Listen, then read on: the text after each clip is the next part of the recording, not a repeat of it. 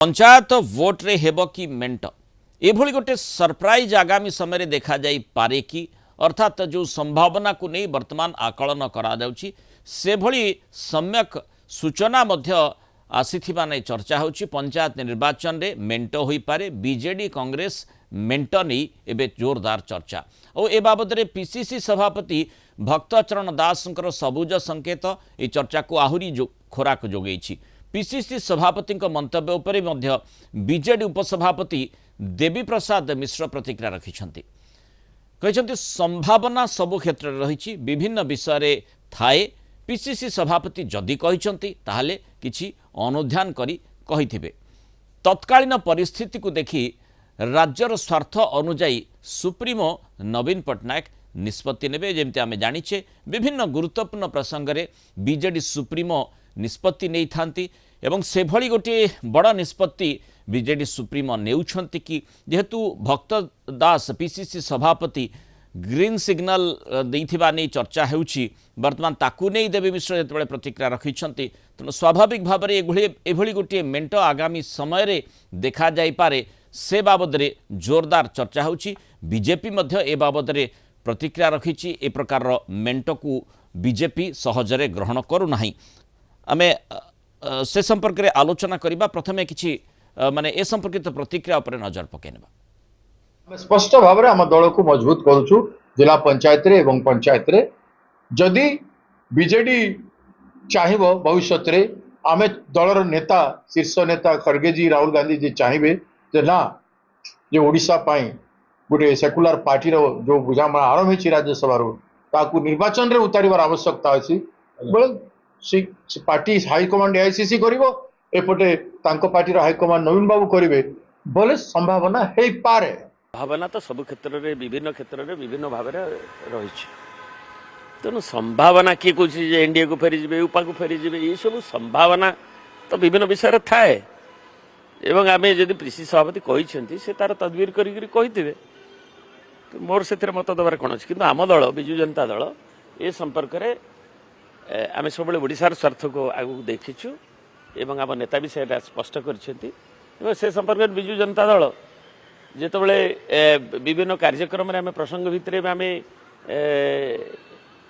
एकाठी होइथिलु विभिन्न दल राजनीतिक दल एवं से जेकोसी इश्यू हो ओडिशार स्वार्थ सम्मिलित आमर से रही लड़ई आम करुचे विभिन्न प्रसंग रे स्पेसिफिक प्रसंग रे तेणु ताकू भविष्य में कौन हम तार रूपरेख से दल उपयुक्त समय तार निष्पत्ति नब और दलर सुप्रीमो पॉलिटिकल अफेयर्स कमिटी अन्य माने अच्छी दलर सुप्रीमो विषय सर्वोच्च निष्पत्ति से नेबे।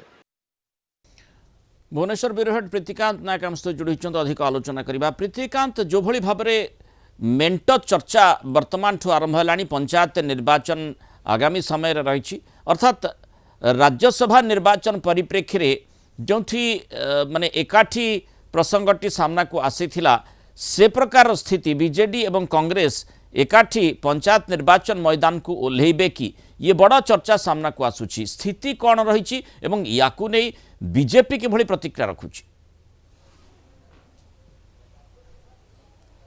देखो तो प्रथम कथा हूँ पंचायत निर्वाचन रे मेंट हेई पारे एभली एक ग्रीन सिग्नल पीसी सभापति दे सारी जो जहाँ को लेकिन वर्तमान राज्य राजनीति रे चर्चाटा चली कारण गोटे पटे कांग्रेस आ बीजेडी प्रसंग भित्तिक समर्थन परस्पर को करुचंती तार नजीर आपण निकट रे विधानसभा रे देखिले आ राज्यसभा रे देखिले राज्यसभा रे कॉमन कैंडिडेट उभय दल देले आ सेबे ठारू ये चर्चा चली जे आगु को कांग्रेस आ बीजेडी भितरे बुझामणा हेई पारे किंतु एबे पीसीसी सभापति जो स्टेटमेंट आज आसी से कथाटी सामना को आसूची जेहेतु आगु को पंचायत निर्वाचन रही 2029 रे साधारण निर्वाचन रही तो मेंट पॉसिबल को एड़ाई दिया न जाई पारे बाकी रहिला आर कौन इम्प्लिकेशन हम आर इम्पैक्ट कौन रहिबो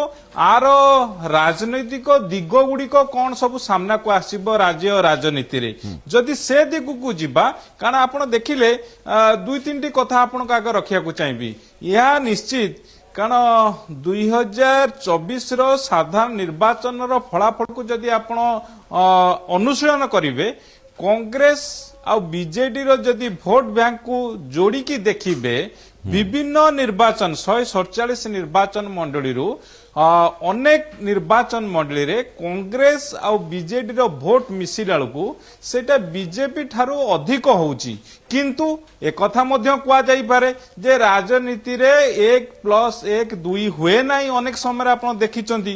ତେଣୁ ଏଇ ଯୋଉ ପରମୁଟେସନ କମ୍ବିନେସନ ଅନେକ କିଛି ରହିଛି, ସେତେବେଳର ପରିସ୍ଥିତିକୁ ଦେଖିକି ବିଜେଡି ନିଷ୍ପତ୍ତି ନବ, একথা ବରିଷ୍ଠ ଏଭଳି ବି ସ୍ଥିତି ଯୋଉ 1+1=2 ଯୋଉ ରାଜନୀତି କଥା ଆପଣ କହିଲେ, ରାଜନୀତି ଗଣିତ କଥା, ସମୀକରଣ କଥା ପ୍ରୀତିକାନ୍ତ, ବିଶେଷ କରି ଯଦି ଦେଖିବା ଯେ ଯେଉଁ ସ୍ଥାନରେ ମାନେ ଆପଣ ବିଗତ ବିଧାନସଭା ନିର୍ବାଚନ ସମ୍ପର୍କିତ ଆଲୋଚନା ମାନେ ସୂଚନାକୁ ଆଲୋଚନାକୁ ଆଣୁଛନ୍ତି, ମୁଖ୍ୟ କଥା ହେଉଛି ଯେଉଁଠି ଧରି ନିଅନ୍ତୁ ମାନେ କଂଗ୍ରେସର କିଏ ବଡ଼ ଚେହେରା ଥିବେ ଏବଂ ତାଙ୍କ ଏଗେନ୍ଷ୍ଟରେ ବିଜେଡିର ଯିଏ ଛିଡ଼ା ହେଇଥିବେ, ସ୍ୱାଭାବିକ ଭାବରେ କଂଗ୍ରେସକୁ ଯେଉଁ ଭୋଟଟି ଯାଇଥିବ ସେ ବିଜେଡି ବିରୋଧରେ ଯାଇଥିବ ଏବଂ ବିଜେଡିର ଯେଉଁଠି ଭଲ ଚେହେରା ଥିବେ, ଯେଉଁଠି କଂଗ୍ରେସ ଷ୍ଟ୍ରଙ୍ଗ କଣ୍ଟେଣ୍ଡର ଥିବ, ସେହି ସ୍ଥାନରେ ବିଜେଡିର ଖାତାକୁ ସେହି ଭୋଟଟି ଯାଇଥିବ। ତେଣୁ ସେ ପ୍ରକାର ସମ୍ଭାବନା ନିଶ୍ଚିତ ଭାବରେ ରହିଛି। ସେଇଥିପାଇଁ ଯାହା ଆପଣ ଆଲୋଚନା କଲେ ପ୍ରକୃତରେ ତା ଗୁରୁତ୍ୱ ବହନ କରୁଛି ଯେ ମାନେ ରାଜନୀତିରେ 1+1=2 ଏ କଥାଟି ସବୁ କ୍ଷେତ୍ରରେ ନ ହୋଇପାରେ। କିନ୍ତୁ ବର୍ତ୍ତମାନ ସମୟରେ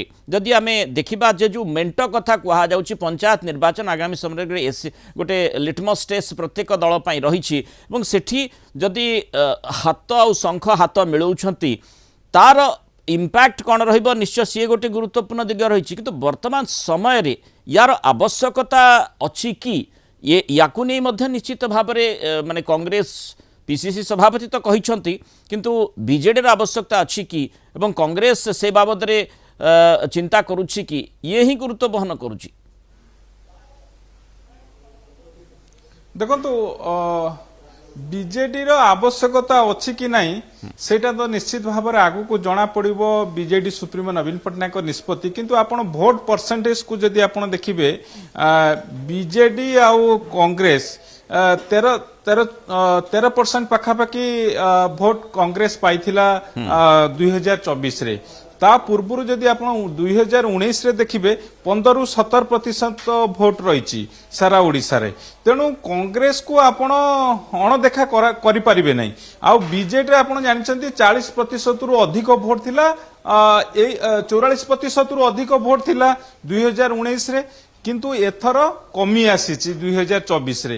ତେଣୁ ଇଏ ଗୋଟେ ଆପଣ କାଲକୁଲେସନ ଯଦି କରିବେ ମ୍ୟାଥମେଟିକାଲି, ତାହେଲେ ଇଏ ଆଖିକୁ ଦେଖାଯାଉଛି। କିନ୍ତୁ ରାଜନୀତିରେ ସେଭଳି ଦେଖାଯାଏ ନାହିଁ। ରାଜନୀତିରେ ଆପଣ ଦେଖିଲେ ସବୁବେଳେ ହେଉଛି ନ୍ୟାରେଟିଭ କ'ଣ ହେଉଛି? ନ୍ୟାରେଟିଭ ହେଉଛି ଯେ ବିଜେଡି କଂଗ୍ରେସ ବର୍ତ୍ତମାନ ଯେତେବେଳେ ଏକାଠି ହେଉଛନ୍ତି, ବିଭିନ୍ନ ପ୍ରସଙ୍ଗକୁ ନେଇକି ସେମାନେ ଆଗକୁ ବଢୁଛନ୍ତି, ସରକାରଙ୍କୁ ଘେରୁଛନ୍ତି। ଆପଣ ଏସିପି ପ୍ରସଙ୍ଗ ଦେଖିଲେ, ଏସିପି ପ୍ରସଙ୍ଗ ହଉ, ରାଜ୍ୟସଭାରେ ହଉ, ରାଜ୍ୟସଭାରେ ଏକଥା ସମସ୍ତେ ଦେଖିଲେ ବିଜେପି ମିଶିଲା ବେଳକୁ ନମ୍ବର ଥିଲା, କିନ୍ତୁ ସେଠି ଘୋଡ଼ା ବେପାର ହେଲା। ଘୋଡ଼ା ବେପାରକୁ ନେଇକି ଏବେ ଯେମିତି ଆପଣ ଦେଖିଲେ ସାରା ରାଜ୍ୟରେ ରାଜନୀତି ହେଲା, ତାକୁ ନେଇକି ନୂଆ ନାରେଟିଭ ଆଣିଲେ, ନବୀନ ପଟ୍ଟନାୟକ ଆଣିଲେ, ପିସିସି ସଭାପତି ଆଣିଲେ।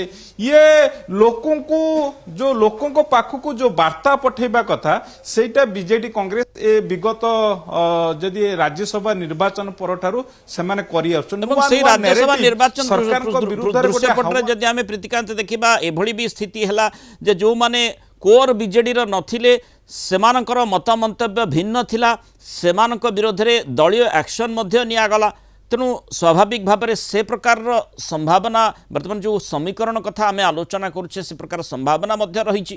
ମାନେ ଉଭୟ ଦୃଷ୍ଟିକୋଣରୁ ସେପଟେ କଂଗ୍ରେସ ମଧ୍ୟ ତା ଦ୍ୱାରା ପ୍ରଭାବିତ ହୋଇଥିଲା, ଏପଟେ ବିଜେଡି ମଧ୍ୟ ଆକ୍ସନ ନେବା ପାଇଁ ବାଧ୍ୟ ହୋଇଥିଲା। ଦେଖନ୍ତୁ, ରାଜନୀତିରେ କିଏ କାହାର ଚିରଦିନ ଶତ୍ରୁ ନୁହନ୍ତି କି କିଏ କାହାର ଚିରଦିନ ମିତ୍ର ମଧ୍ୟ ନୁହନ୍ତି, ଇଏ କଥା ରହି ଆସିଛି। ତ ସେ ଦୃଷ୍ଟିରୁ ଯଦି ଆପଣ ଦେଖିବେ, ସବୁ ଗୋଟେ ନିଷ୍ପତ୍ତିକୁ ପାର୍ଟି ଯେତେବେଳେ ଏତେ ବଡ଼ ପାର୍ଟି, ତେଣୁ କିଛି କାଁ ଭାଁ କେଁ କାଁ ରହିବ। ସେଇଟା କଂଗ୍ରେସର ଅଛି, ବିଜେଡିରେ ଅଛି, ବିଜେପିରେ ଅଛି। ଆପଣ ଦେଖନ୍ତୁ ବିଜେପିରେ ବର୍ତ୍ତମାନ ମେଟ୍ରୋ ପ୍ରକଳ୍ପକୁ ନେଇକି ଭିନ୍ନ ଭିନ୍ନ ମତ ଆସୁଛି। ସେଇଭଳି ଆପଣ ଯଦି ଦେଖିବେ ଏ ପ୍ରସଙ୍ଗରେ ଯେ भारतीय जनता पार्टी कहवा कथा एटा जो मेंट जदि हुए बा होउची बा सेमिति डायलेक्ट चली एटा गोटे असाधु मेंट कारण ये नजीर मध्य भारत वर्ष रही जे जेतेबेले आवश्यकता अनुसार परस्पर जदि विरोधी मध्य सेमाने एकाठी होइचंदी तेणु एठी उभयंकर लक्ष्य कांग्रेस हो बीजेडी रो हो लक्ष्य होची बीजेपी को शासन गादी हटेबा तेणु से दृष्टिकोण सेमानक पई जोटा करणीय अर्थात जोटा आवश्यकता रही सेई आडू को जीवा पई सेमाने मने मने स्थिर करूचंती तार आपातत आजिर पीसीसी सभापति स्टेटमेंट रु एया प्रतीयमान होउची तार प्रभाव किभଳି भाବରେ अपेक्षा रहुଛି लोके ताकू किभଳି भाବରେ ग्रहण करूछंती बीजेडी सुप्रीमो किभଳି निष्पत्ति नेउछंती माने ए कथा को नहीं तांकर सनंद रही कि स्वीकृति रही कि ताकू निश्चित भाव में अपेक्षा रही किंतु ये गोटे राजनीतिक दृष्टिकोण वर्तमान समय जोरदार चर्चा होची जो भाव में पंचायत निर्वाचन बेलू कांग्रेस एवं बीजेडी मेंट हो पारे एवं एभली भाव में जो पीसीसी सभापति मंतव्य देउछंती संभावना कथा जेहेतु कहिछंती तेणु से प्रकार संभावना को नहीं जोरदार चर्चा होची। बहुत धन्यवाद प्रीतिकांत आलोचना मतामत रखिथार।